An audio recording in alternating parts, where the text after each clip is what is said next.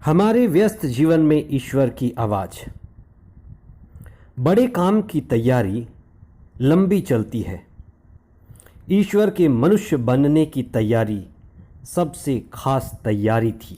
प्रभु ईसा के आगमन की तैयारी माता मरियम के जन्म से शुरू होती है। माता मरियम सारे मानव जाति की आशा, संभावना और भविष्य हैं।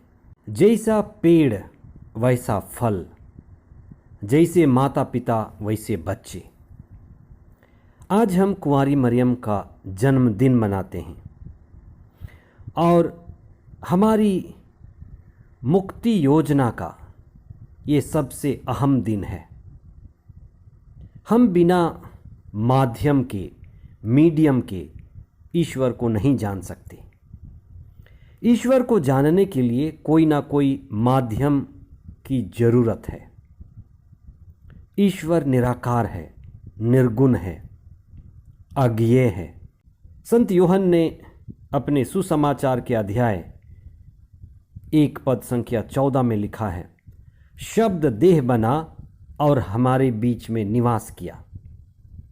पुराने व्यवस्थान में जिससे यहोवा कहा गया है, ईश्वर यहोवा है, वही ईश्वर जिसके आने की घोषणा नबियों ने वर्षों वर्षों से की थी, समय पूरा होने पर कुंवारी मरियम के द्वारा ईसा इस संसार में जन्मे। इसीलिए ईसा के जन्म के लिए कुंवारी मरियम का तैयार होना जरूरी था। कुंवारी मरियम ईसा के आने की तैयारी हैं। कुंवारी मरियम के जन्म के द्वारा ईसा का इस संसार में आगमन हुआ। इसलिए वे मुक्ति की कड़ी में सबसे अहम हैं।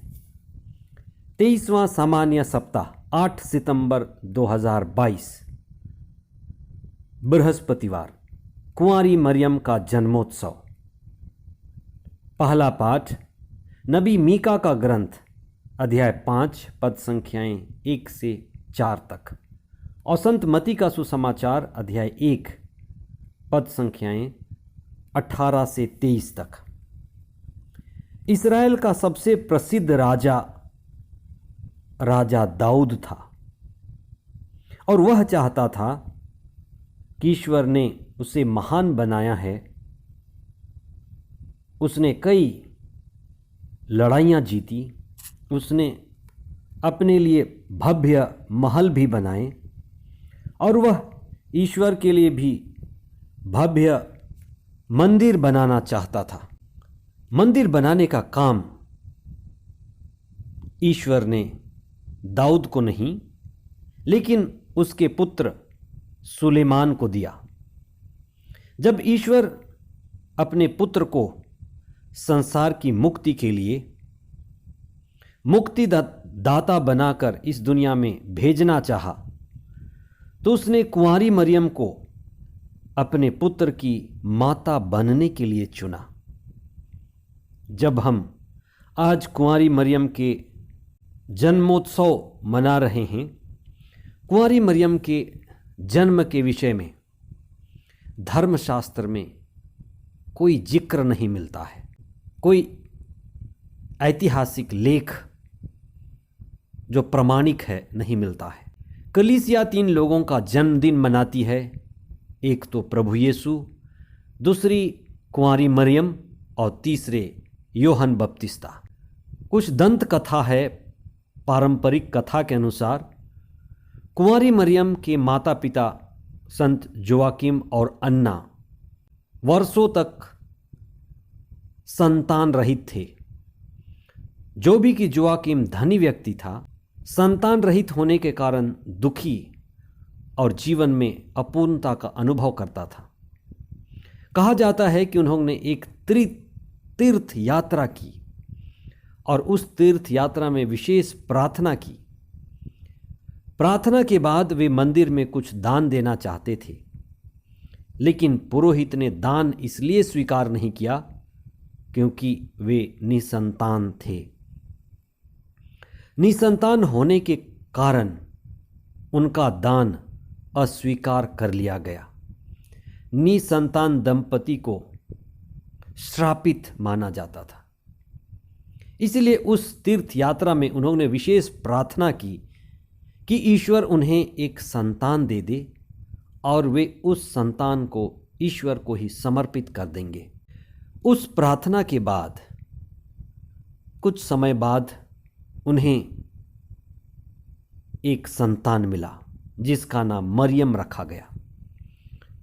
माता पिता ने प्रार्थना के द्वारा उस बेटी को पाया था। वे ईश्वर को ही मंदिर में उसे समर्पित किए और बड़े प्रेम और श्रद्धा से उसे बड़ा किया और वह बाद में चलकर प्रभु ईसा की मां बनने के लिए चुनी गई। दूत ने यह संदेश दिया कि वह ईसा की मां बनने वाली है। दूध को बड़े ही शुद्ध और साफ बर्तन में रखा जाता है।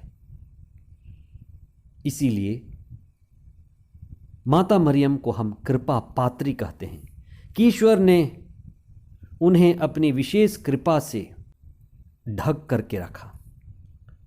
वह इस दुनिया में हमारी तरह ही थीं, हाड़ मांस की थीं, लेकिन उन्होंने अपनी चेतना, अपने बोध, अपने प्रार्थनामय जीवन और ईश्वर से निकट रहकर ईसा के माता होने के लायक पाई गई। माता पिता का भी उनके जन्म में, उनके बड़े होने में, शिक्षा दीक्षा में बड़ा योगदान है। इसलिए हम उनको भी धन्यवाद दें। अच्छा पेड़ अच्छा फल देता है। उनके अच्छे जीवन और उनके प्रार्थनामय, श्रद्धामय, धार्मिकता जीवन से ही मां मरियम का जन्म हुआ था। और स्वयं माता मरियम, जिसे हम संधि की मंजूषा कहते हैं, स्वर्ग का द्वार कहते हैं, यरूशलेम की पुत्री कहते हैं, ईश्वर ने उनको ईसा की मां होने का गौरव प्रदान किया। आज जब हम माता मरियम का जन्मदिन मनाते हैं, सभी नन्हे मुन्ने बच्चों के लिए विशेष प्रार्थना करें, विशेष करके लड़की बच्चियों के लिए जिनको कई बार जीने का अधिकार नहीं दिया जाता, माँ के की कोख में ही ख़त्म कर दिया जाता है। हम विशेष प्रार्थना करें कि सभी बच्चों को जीने का अधिकार मिले और विशेष करके लड़की बच्चियों को सहारा मिले, सहयोग मिले, प्रोत्साहन मिले और उनका बचपन खुशहाल हो, आनंद भरा हो, सुरक्षित हो और हम उनको बढ़ावा दे सकें। माता मरियम का जन्मदिन सभी लड़की बच्चियों के लिए आशीष और कृपा और सुरक्षा लेकर आए। आमीन।